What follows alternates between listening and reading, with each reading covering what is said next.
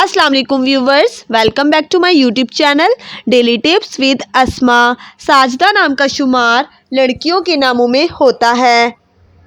साजदा एक इस्लामी नाम है। साजदा नाम की इब्तदाई तारीख अरबी ज़बान से निकलती है। साजदा नाम की लड़कियों के लिए खुशकिस्मत नंबर 1 माना जाता है। साजदा नाम का मतलब है सजदा करने वाली। साजदा नाम की लड़कियों के लिए खुशकिस्मत दिनों में जुम्मा और हफ्ते का दिन शामिल है। साजदा नाम के अफराद के लिए खुशकिस्मत रंगों में बनफशी, नीला और काला रंग शामिल है।